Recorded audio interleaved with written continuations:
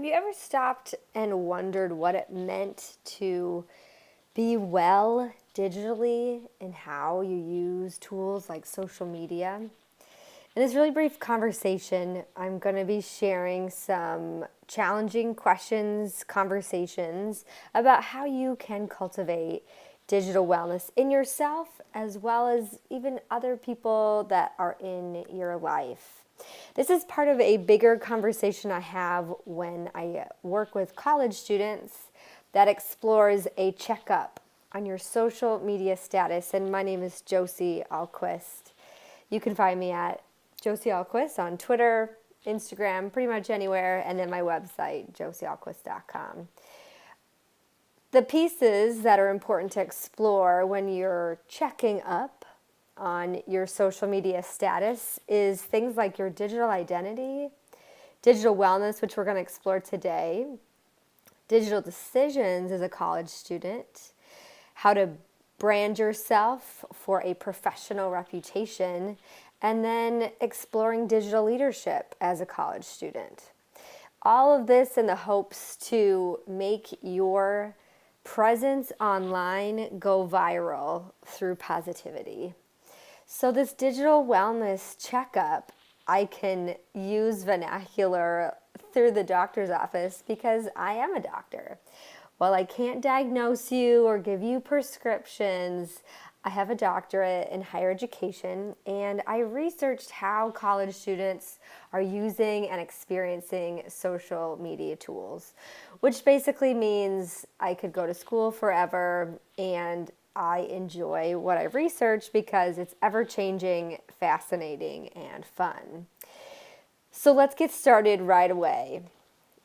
Some of these words might make you giggle a little bit, thinking about how do you feel when you log on to certain applications? All the feels, I can't even, so many emojis right now. This is what we're going to explore today. So while digital wellness sounds really serious, we can have some fun with it. Who has ever dropped their phone or has experienced someone nearby them that's dropped their phone? I've literally stopped in my tracks to watch someone pick their phone up to see if the screen cracked or not. I didn't even know the person. I probably couldn't even help them if the screen was cracked or not. Maybe it was more out of curiosity if it became cracked. I know my very first iPhone, I dropped it within the first day and it shattered like this. Now, of course, these phones are expensive. $600 if you aren't under contract, maybe a little bit less after you don't tack on any insurance. So it makes sense why we would have a reaction like this photo if we were to drop our phones. But it is becoming an interesting cultural connection that we all have. When our technologies fail us, maybe you've had other things happen. Your phone's been stolen. You've dropped your phone in some location of the bathroom. I haven't yet seen a phone explode, so that image is kind of funny to me. But maybe it's felt like your phone has exploded. Maybe with emails, that happens a lot. Screen damage. I have just the slightest little crack on my phone, and it definitely makes me nervous. So I bring these things up about our technologies and how we are connected with them, and how when these things happen to us, there are emotions that come behind that. And part of digital wellness is starting to pay attention to what those are. Even when you log onto certain applications, you may feel some of these emotions of other people coming out of your screen and towards you. Facebook, emails, texting, messages that you're trying to read through maybe what the user intended, or maybe really what they intended didn't mean to be that strong or even stronger.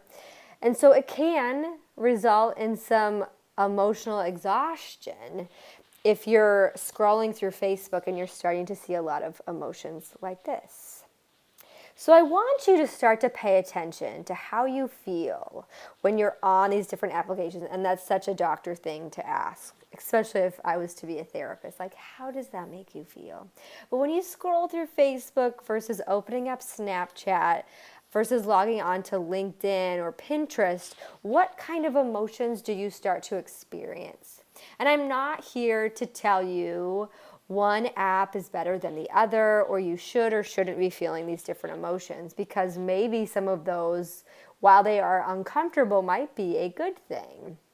I just want you to start to pay attention to them from here on out. For example, I know I intend to go onto Pinterest when I need a pick-me-up.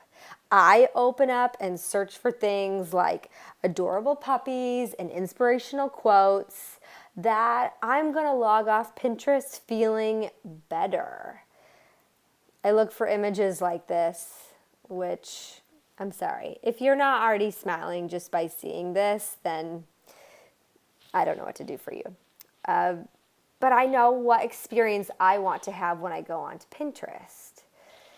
So let's also think about, well, what apps do you use the most often? What ones do you feel drawn to? Some of these on the screen you may never want to use.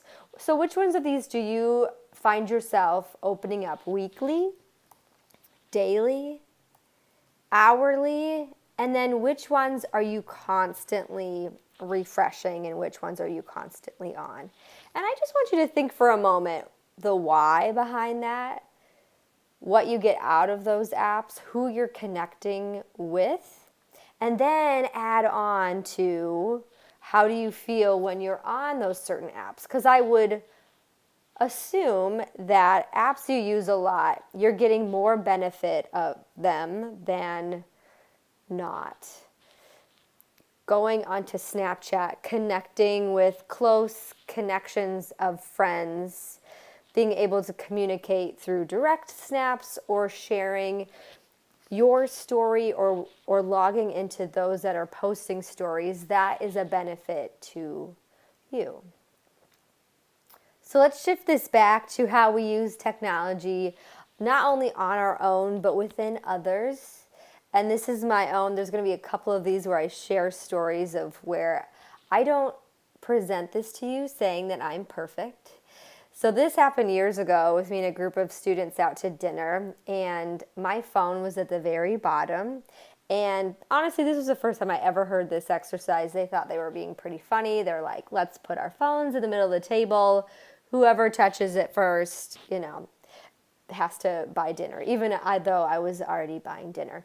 And I found this extremely challenging, wanting to make sure I wasn't missing anything through email, through text messages.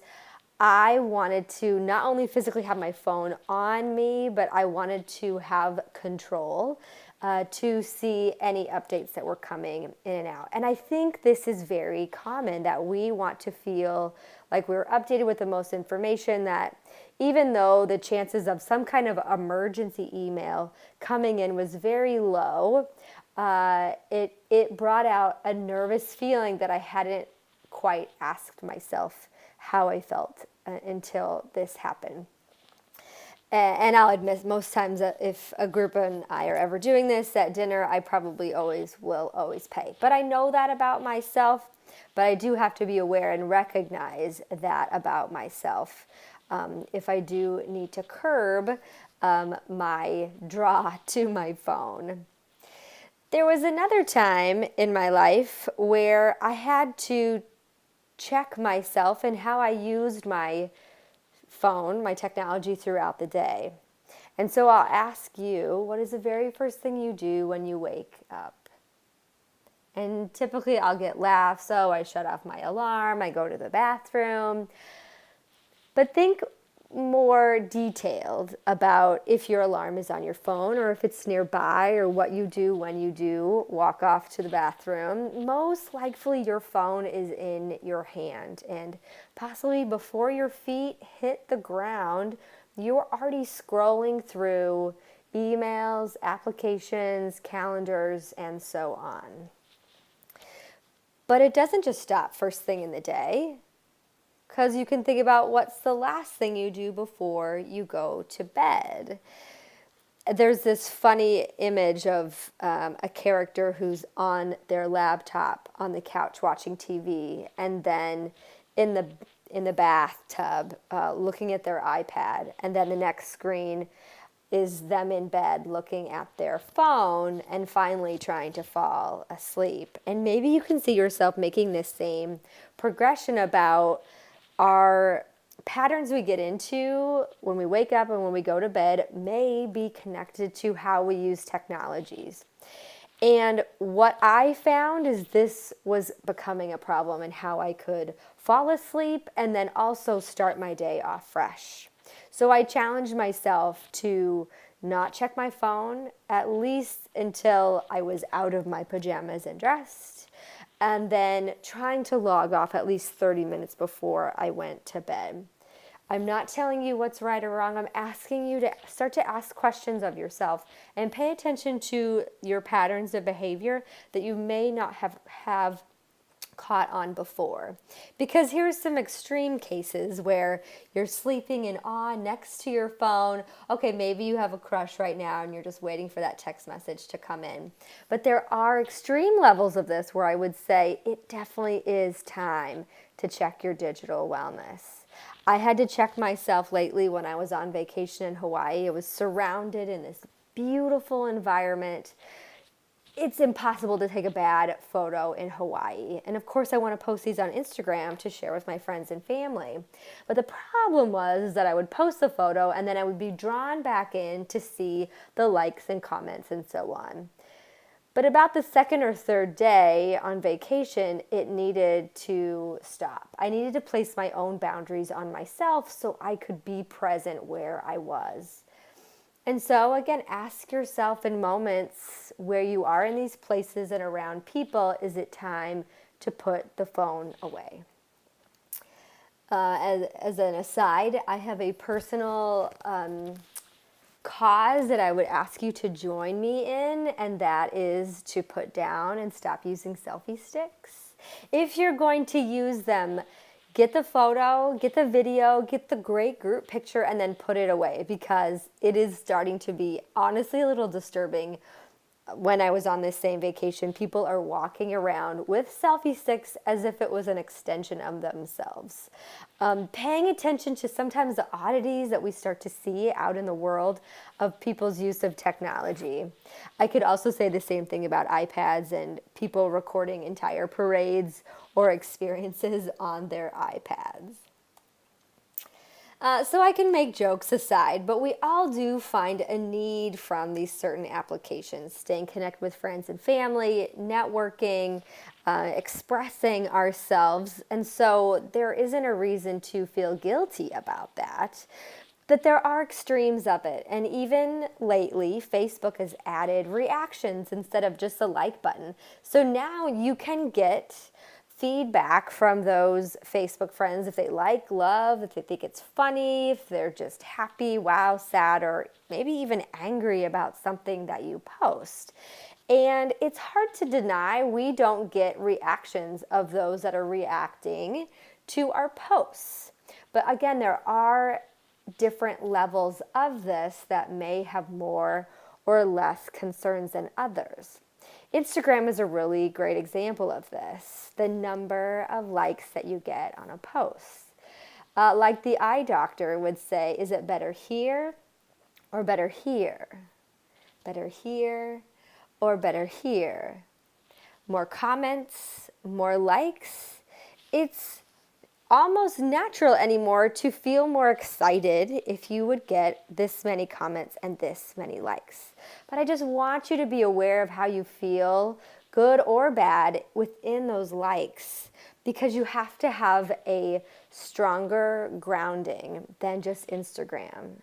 And you really are more important than the likes that you get on your posts, on your pages, on your videos, and so on.